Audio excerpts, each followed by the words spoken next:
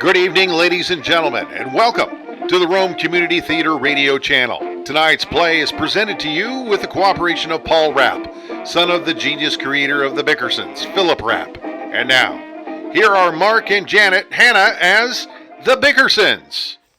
Like most married women, Blanche Bickerson is a romanticist. Having talked poor husband John into taking her on a second honeymoon, 3 o'clock in the morning finds Mrs. Bickerson in the lobby of a small hotel in Niagara Falls. Exhausted and bleary-eyed from the long drive, John Bickerson unloads the luggage outside as his wide-awake wife talks to the night clerk. Let's listen. It doesn't really matter about the room, as long as we have a nice view of the falls. Yes, ma'am. Bet you don't remember me. No, ma'am. Well, I wouldn't expect you to with all the honeymoon couples you meet. I was here 7 years ago. Is that so? Yes. Well, better luck this time. Well, we're still married to each other. We're just having a second honeymoon. Do many people do that? No, ma'am. I wonder why. I wouldn't know, ma'am. Are you married? No, ma'am. Arthritis makes me walk this way. Will you please sign the register? Oh, I'm sorry. Last time we were here, we had to wait 2 days for a room. We stayed in a motel in Buffalo. Here you are. Thank you. Is that Bickerson? Yes. Didn't I sign it right? Yes, ma'am. Mrs. John Bickerson and husband. Here's the key. Room 318. There's the automatic elevator over there. We don't have any bellboys at night. Oh, that's all right. I'll go to the car and get my husband. John? Where is he? He's not in the car. I wonder if he took the luggage out of the trunk.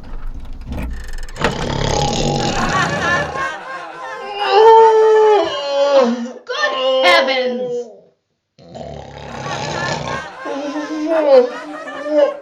John, get out of that trunk, you darn fool!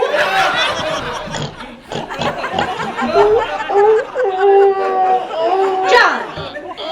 John! John! Blanche, shut the door. There's a draft. Come out of that thing! All right. Don't pull. I can't. Serves you right. Pick up that luggage and straighten yourself up. Ow. I don't want you to go into that nice hotel looking like a ragamuffin. It's a nice muffin. Grab a couple of these bags, will you, Blanche? No, it wouldn't look right on our honeymoon. Come on. Oh, my back. Oh. Where's the bellboy? We don't have any at night. Are you the clerk? Yes, sir. Where's the register? I want a room with a bed. I've already signed it. You've got a room. Good. Where are you going to sleep? Come on, John. Stop dragging your feet. I just drove 2,000 miles for a second honeymoon. Lead me to my room. You had to talk like that in front of the clerk. Oh, let me sleep. Will you, Blanche? I'd just like to go one place with you where you don't embarrass and humiliate me. You've been unbearable since we left home. Keep going. In here? Yes. Pull the bags in so I can shut the door. No windows, no nothing. How much do they get for this broken down room? This is the elevator. Oh. Well, push the button or something and get it started. I can't keep my eyes open for another minute. I was afraid this would happen. I'd hoped that going on a second honeymoon would bring us closer together. You can't get much closer than this, unless you throw the luggage out.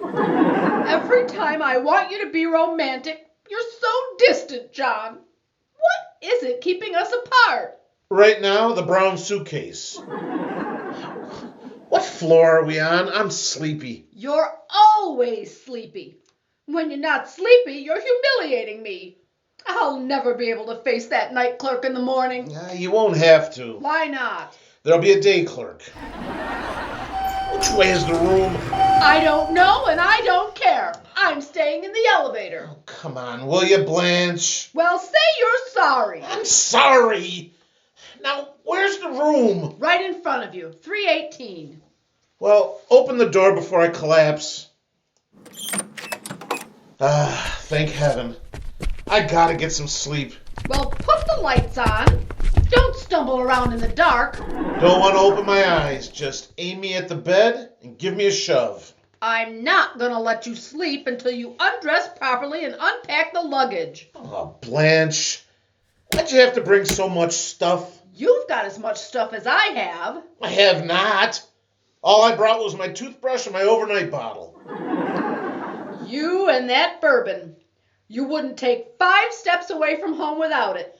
Well, I can still remember what happened when we got snowbound in that cabin.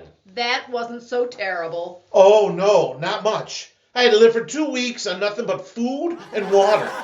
Don't throw my things around like that. There's no closet. Where shall I put these dresses? In the drawer. Where do you want these drawers? In the dresser.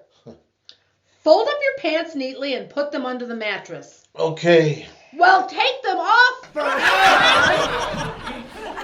Oh, what a fool I was to think you'd change. This second honeymoon was just as big a mistake as our first time. Oh, no, it wasn't. I'm so sorry you made me go on this trip. I could just die. I didn't make you go. You shanghaied me. Even tried to get me to marry you again. Was that such an unreasonable request? Yes! It isn't legal. Why not? A man can't be punished twice for the same crime. Oh, that's too bad about you. How you shame me in front of all my friends. And after I sent the invitations out, too. Well, I wasn't going to have any formal wedding and put out a lot of dough just to feed your hungry friends and their squalling brats. There wouldn't have been any brats there at all. How do you know? 'Cause it said plainly on the invitation, Mr. and Mrs. John Bickerson will be married March 9th. No children expected. Put out the lights. I'm never going back to that horrible apartment we live in. I'm going to sit here and stare at the falls forever. Wouldn't hurt you to look at them either. I see them every day on the shredded wheat box. How can you be so cynical? I'm glad I have a little romance in my soul. Just the sight of those falls brings back memories. Yeah. Sit up, John. Look at that cascade. Doesn't it remind you of something? Yeah. What, John? I think I left the water running in the bathtub. John, you didn't! Okay, I didn't. Good night, Blanche. I never should have trusted you to lock up. Now I'm really worried. Did you close all the windows? Close the windows. You didn't leave any lights burning, did you? No. Did you leave food for the cat? Left enough for a week. Well, what did you leave him? A 6-pound tin of corned beef. Did you empty it into a plate? No. Well, how do you expect the cat to eat it? I left a can opener on top. Stop worrying about that cat. Oh, we should have taken all the animals with us. Poor little canary locked in the cage. Cat can't get out of the house. And who is going to feed the goldfish? I bet they're terribly unhappy. Oh, they're not unhappy. They're having a fine vacation. They are not. They are too. When I left, the cat was fishing. Fishing? Where? In the goldfish bowl. He was using the canary for bait. John Bickerson! Go to sleep, will you? The canary and the goldfish are fine, and I wish that cat would drop dead. Don't talk like that. I love that cat. When I get home, I'm going to enter him in a cat show. What for? He couldn't win anything. Maybe not, but he could meet a lot of nice cats. Go to sleep, will you, Blanche? I'm not sleepy. Why don't you sit up and talk to me? Blanche, people don't talk at 4 o'clock in the morning. You talked until 5 o'clock on our first honeymoon. You kept reciting poetry and telling me how beautiful I was. Do you remember what you said, John? No. You told me your love for me was like a raging inferno. You said you had a fierce fire blazing in your breast like a live coal, What happened to it, John? It's only a clinker now. How could you say such terrible things to me? Blanche, I'm so sleepy, I don't know what I'm saying. I'd like to hear you say things like that to Gloria Gooseby. Oh, can't I even go to Niagara Falls without Gloria Gooseby? The only reason you didn't was because she wouldn't have you. What? You proposed to her 15 times before you proposed to me, you big second fiddle you. I never proposed to Gloria Gooseby, and you know it. And the next time I see her, I'm going to punch her husband, Leo, right in the nose. Well, what have you got against Leo? He's a better husband than you are. I'm sick of hearing that, too. Leo Gooseby is a cheap, chiseling bum. He is not. He's more generous than you. Would Leo Gooseby give you a new dress? No. Would he give you a new hat? No. Would he give you a mink coat? No. Would you give me a mink coat? No. Why should I give you anything Leo wouldn't? Stop screaming. You'll wake the whole hotel. Well, stop goading me. You want me to do nothing but fight, fight, fight. No, I don't. All I do ask is for proof you love me, and you go into a tantrum. Blanche, what more proof do you want? I tell it to you 1,000 times a day. I raised a new crop of freckles to spell out I love you. I painted it on all the Burma Shave signs. Somebody's at the door, John. Honey? Honey? Honey? Honey? Madam, this is not a beehive, it's my bedroom.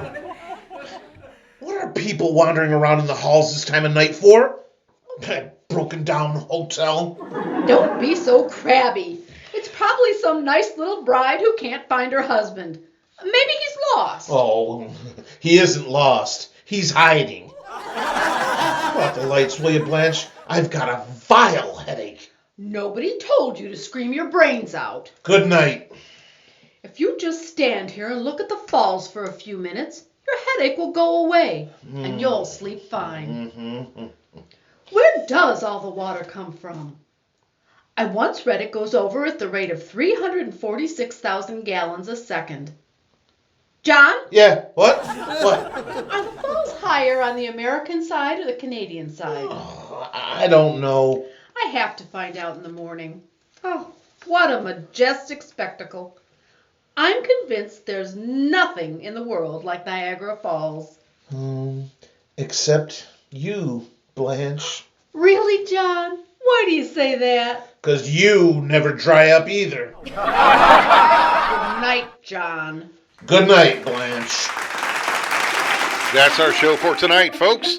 Tune in next time to the Rome Community Theater radio channel when we bring you another episode of The Bickersons. Good night!